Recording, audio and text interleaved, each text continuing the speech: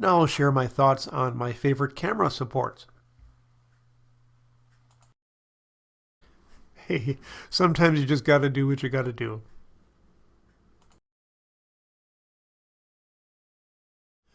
I like to use a lightweight tripod like this when traveling on a plane because it shaves a few pounds off of our luggage weight.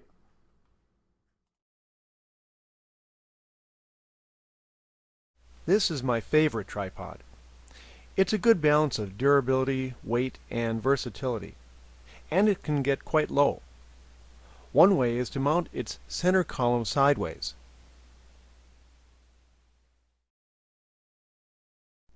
A quicker way to get the camera almost as low with this tripod is to simply angle two of the legs all of the way out, so the center column is tilted, like this.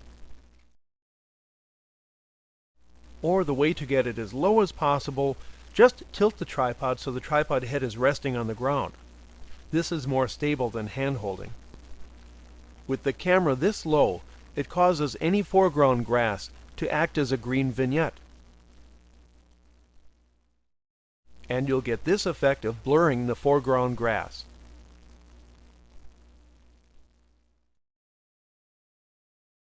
If the center post can be removed as it can on this tripod, you can invert it to hold the camera low to the ground.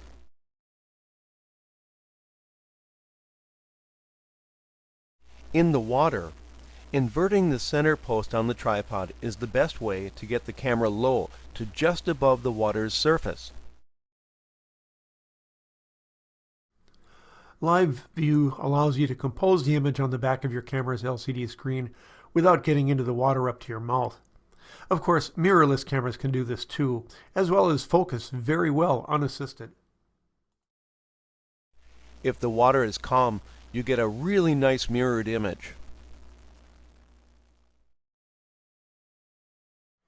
If you have to get the camera higher than you can see through the viewfinder, you can use live view to compose, holding the camera above your head. The bright spots behind the subject are currently in vogue, but that stuff may not always be in style because it really creates distractions. And anything that violates our innate senses eventually go out of style. Holding the camera high above my head avoided those hot spots. When I need a high angle, I'll grab a ladder, which every home has, and use my Manfrotto 475B tripod. It can get very high and quite low. It's also the one I'll use with very long lenses, since it's super stable. But it's too heavy to use as my standard tripod. While I really love my pistol grip, the 300mm lens is pretty heavy, and because of that, as well as being a very long focal length, it's prone to vibration problems. So now I use the heavier tripod and a heavy-duty ball head.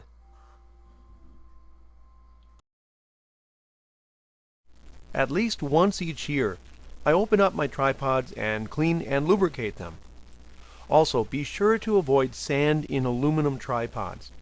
I ruined one with just one trip to the beach. I'm amazed when I visit other photographers' studios at how their equipment is in such disrepair.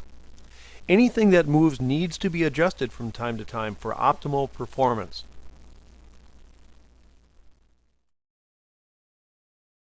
I prefer to use a tripod because it frees me to work with the lighting. But there are times when a tripod is too cumbersome and slow. This is especially and obviously true with most action and sports images. Those are the times I'll shoot handheld. Tripod or no tripod? Well, the answer depends.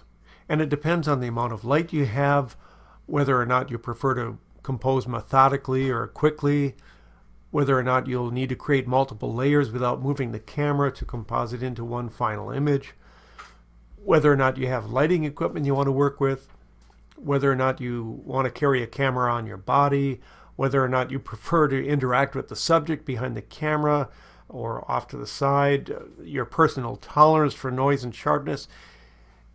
But to the technical aspect, noise and image sharpness decline at higher ISOs. That all depends on the camera, but we can see here that getting into the 2000 plus range starts to be a concern for wall portraits.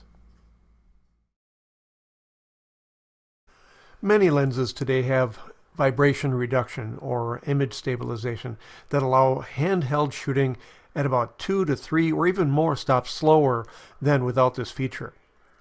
This reduces the need for a tripod. Lens-based anti-shake systems work very well. If I have bright light, I'll use it to save time and hassle.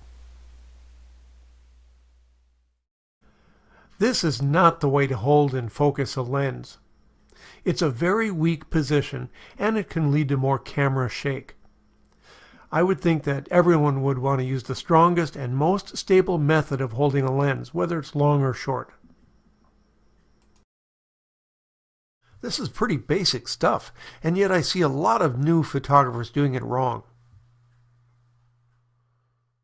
This is the way to do it.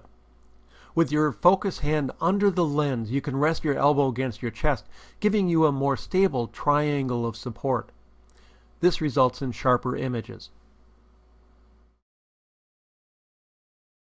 So are camera manufacturers' camera shake reduction methods as good as a tripod?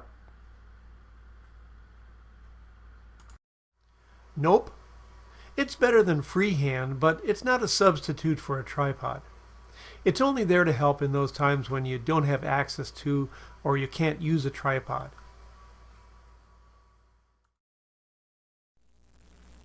By positioning the quick release adapter near its ball mount, the Manfrotto 322 RC2 pistol grip is built to minimize susceptibility to vibration, while retaining the ability to release the grip without the potential for the camera tipping over, as normal ball heads do.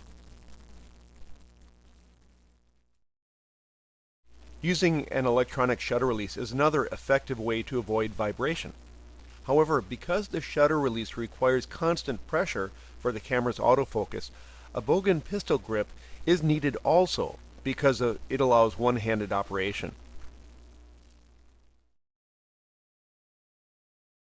The best way to get sharper images is to use the mirror up feature. Tripping the reflex mirror up long before the image is exposed eliminates mirror slap from causing camera shake.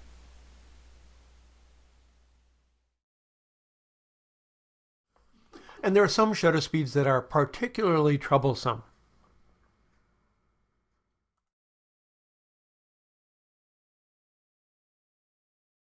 And how would that relate to a real-world portrait image? Let's compare two simple head and shoulders available light images. I've found that most tripod-induced shake occurs at speeds longer than 1/60th of a second. Even though this was done with an electronic shutter release, it's still not sharp. But tripping the mirror up eliminates that mirror slap problem. Of course, this is only for static subjects. You wouldn't want to do this for pets or little kids or action things like sports. Speaking of sharpness, this image was done in 1998 with film, so it's pretty old. But I do remember that it was done at 8 seconds. So what allowed me to do that was she's leaning up against the piano. So as long as they have something solid to lean against, they can hold still for a pretty long time.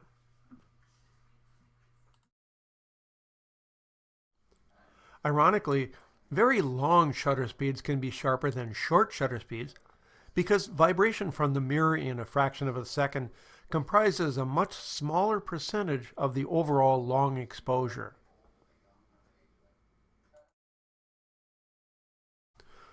Or you can go with a mirrorless camera that eliminates the camera shake that's caused by a mirror.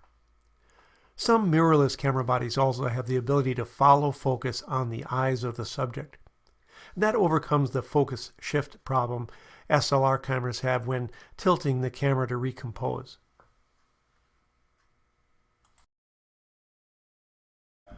Most longer lenses include a vibration reduction feature, and some cameras have that feature built into the body, so all lenses can be stabilized.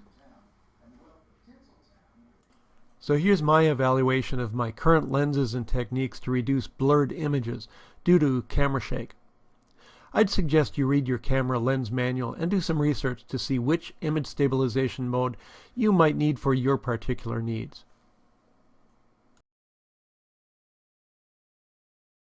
Here's another option to give you sharper images.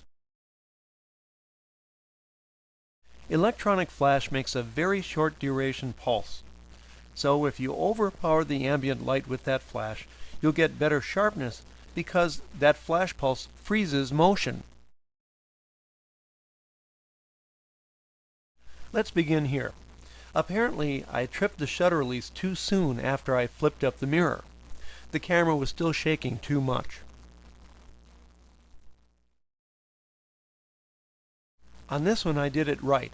I waited about 2 seconds after I flipped out the mirror, and the vibrations settled down. However, on this one I overpowered the ambient light by about a stop, and that flash gave me a sharper result. But there's another factor at work on this particular image. The flash was the bare head without the softbox. Therefore, the shadows appear sharper, giving the illusion of an even sharper image.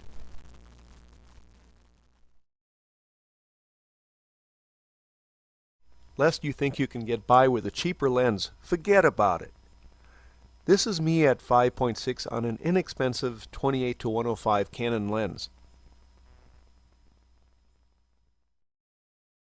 This was shot under the same conditions with the 70-200 2.8 lens that I had at the time. And the newer version of this lens is even sharper. It pays to get the best tools that you can get. We use them every day. So don't scrimp on the glass that all your images pass through.